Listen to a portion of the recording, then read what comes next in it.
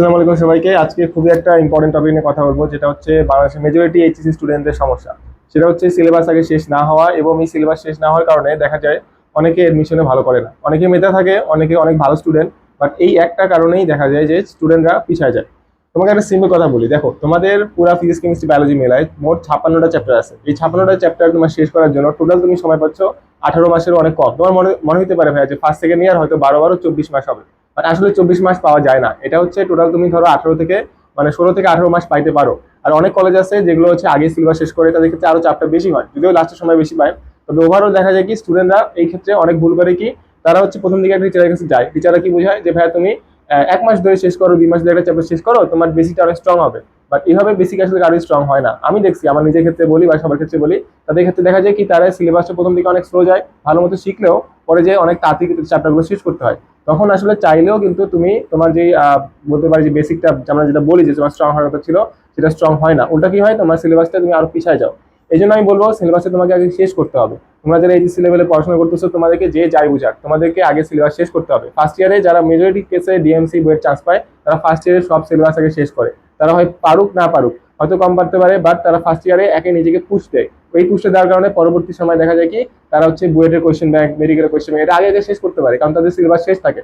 তো আমি তোমাদেরকে আমার পরামর্শ যেটা ফার্স্ট অফ অল বলবো, যে তোমরা প্রথমে অনলাইন থেকে পড়াটা বেস্ট। কেন জানো? অনলাইনে তোমাকে নিজের স্পিড নিজে তুমি কন্ট্রোল করতে পারবা।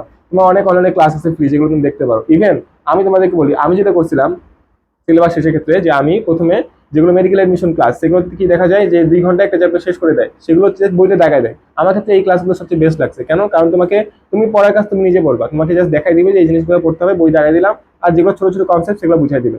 সেগুলো যখন তোমার বোঝানো শেষ, তখন তুমি বাকি পরে গিয়ে নিজে বইটা পড়তে পারো। তো এই কাজটা আমি করছিলাম, এই কারণে দেখা গেছে আমার ফার্স্ট ইয়ারে সব সিলেবাস এমনি শেষ ছিল। এই কারণে আমার দেখা গেছে কি মেডিকেলের যে কোশ্চেন ব্যাংক বলি বা অন্যান্য করেন করেন যে জায়গাগুলো যেগুলো মনে থাকে না বইয়ের, সেগুলো আমি পড়তে পারছি। কারণ তোমাদের কাজ কি, তোমরা এইভাবে আমার আগে সিলেবাসটা শেষ করবা। ঠিক গেল? এটাতে তোমাদের কি হবে, বোর্ডে প্রিপারেশন একটু আগাবে। বাট বোর্ড এখানে কমপ্লিট না, বোর্ডের জন্য তোমাকে কি করতে হবে, টেস্ট পেপার কমপ্লিট করতে হবে।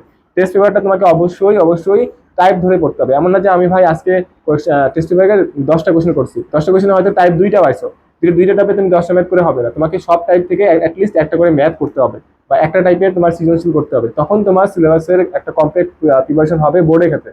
আর যদি বলি এডমিশনের ক্ষেত্রে প্রথমে যে ভুলটা হয় সেটা হচ্ছে তুমি কনসেপ্ট বুক না, উদ্দেশ্যে কনসেপ্ট বুক পড়বো হয় না। তবে তোমার যে যেগুলো বলি যে অনেক বই আছে না এক্সট্রা বই, এগুলো আগে বাদ। সব আগে তোমার করতে হবে কি, তোমার সিলেবাস শেষের পরে বা তুমি আগে আগেই পড়তে পারো, যেটা হচ্ছে কোয়েশ্চেন ব্যাংক। কোয়েশ্চেন ব্যাংকে তোমাকে প্রশ্নগুলোকে অ্যানালাইসিস করতে হবে, দেখতে হবে কোথেকে প্রশ্ন আসে। এরপরে তুমি কোথায় যাবা, এরপরে তোমার কাজ হচ্ছে যে আবার তোমার সবকিছু রিভিশন দেওয়া। যদি রিভিশন না দিতে পারো, তাহলে কিন্তু তোমাদের সিলেবাসের কমপ্লিট হয়েও কোনো লাভ নেই। ঠিক আছে? তোমাকে রিভিশন অবশ্যই দিতে হবে। তাহলে এইটুকু আজকে এখানে মেসেজ। আমি দেখছি অনেক স্টুডেন্ট যাদের পড়াচ্ছি, তাদের এই সমস্যাটা কমন সমস্যা। আমি আমি তোমাকে ভাইয়া অনেক করে বলতেছি, ওয়ার্ন করতেছি, তুমি যদি সিলেবাস আগে শেষ করতে না পারো, তাহলে তুমি যতই তুমি স্লো করে পড়ো, যতই তুমি বুয়েটে বিএমসি এর কাছে পড়ো, তোমার কিন্তু সিলেবাস তো আগে শেষ করেও কোনো লাভ হবে না। ঠিক আছে? তুমি আগে রিভিশন দিবা, তোমার কমপ্লিট ভাবে তুমি বোর্ডে টেস্ট পেপার সলভ দিবা, কোশ্চেন ব্যাংক সলভ দিবা, এইভাবেই ইনশাল্লাহ তোমরা নিজের স্বপ্নের জায়গায় পৌঁছতে পারো। তো আপাতত এইটুকুই। আর যারা তোমাকে বুঝাবে ভাইয়া এক্সট্রা করে পড়ো, 1 মাস ধরে একটা চ্যাপ্টার পড়ো, ওদের কথা শোনার কোনো দরকার নেই, আমি শুনি নাই। আর ইনশাল্লাহ এইভাবে পড়েই তোমার সম্ভব।